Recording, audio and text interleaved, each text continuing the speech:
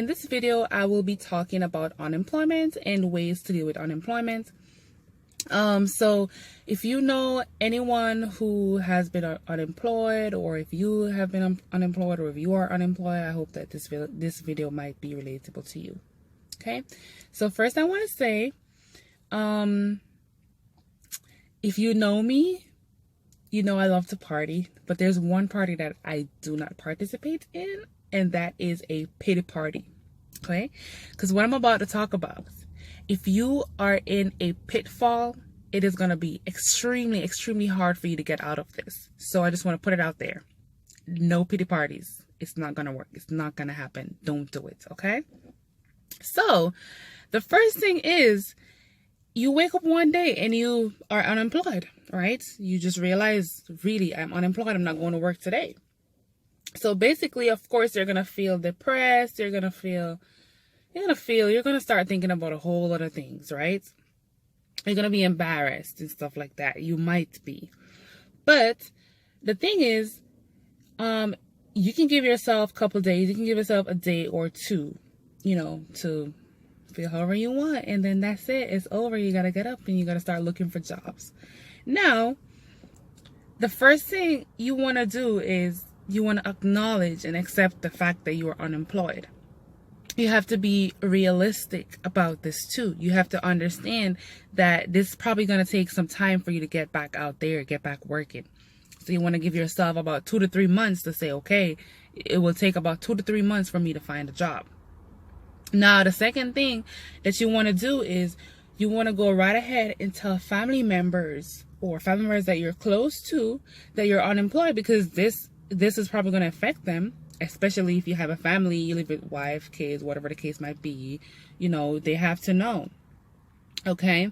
And another good thing about it too, if you tell family and friends that you're close to, they might be able to help you to find a job.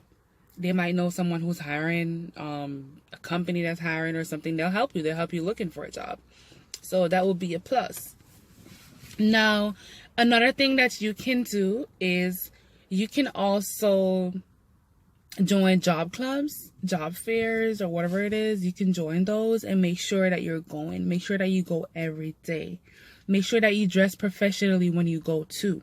Make sure that you bring a resume with you every single time, because there are employers at these job fairs or these job clubs that you're in. They'll just pop up and they'll see you. And if they're offering a job that you're interested in, you go right ahead. You get an interview. You have your resume with you. You're already looking professional. So that's a better chance for you right there. Another thing is you can there's Indeed. I love Indeed. I use Indeed, but I know there are other job sites that you might be interested in too. Okay. You can go on those every single day and apply for jobs. Make sure that you're actively seeking employment every single day. Apply. Even if you have applied for over 3,000 jobs, just apply. You'll never know who will call you. And if you do get a call for a job that you feel like, I'm not sure, this is not really what I want to do. This is not my first priority, or my first, I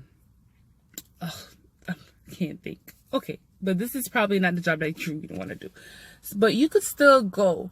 Just make sure that you go, because you'll never know. You might end up liking it, and this will actually give you the opportunity to be making money while you're still looking for jobs.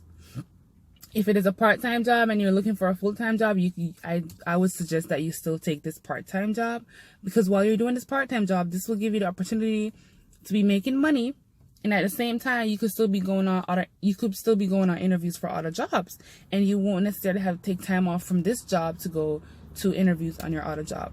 And that can be a little tricky at times too, especially when you just start your job. So you have to think outside of the box, think about ways that you can work around this.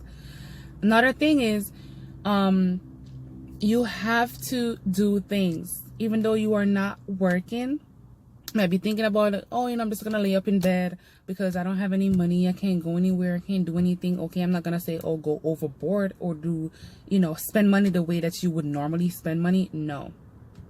But you can improvise. There are alternatives. You could do stuff. If you used to go to the movies, or you go to these nice theaters and you spend like $30 per person for the food and the ticket, you can have your own movie nights at home. You can invite your friends over. They can bring drinks. They can do, you can still have a movie night at home. You can go to the beach, go for a walk. You don't have to spend any ridiculous amount of money to have fun. But still make sure that you're doing things, because this is going to help you mentally. This is going to help you stay in a positive state of mind, which you're going to need for your interviews, because you don't want to go to your interviews and you look so depressed and you're not going to launch a job like that. So you want to make sure that you're still keeping up with yourself. Make sure that you're still taking care of yourself, so you don't look depressed, so you don't even look like you don't have a job. Don't feel sorry for yourself. It's not gonna work. It's not gonna work. Feeling sorry for yourself in any situation is barely gonna take you out. You just gotta wake up, acknowledge, and accept the fact that you are not working. Now, the fun part about this is you will go on interviews, and you will do interviews for jobs that you never even think about, because you're hunted. You're thirsty for these jobs, so you go.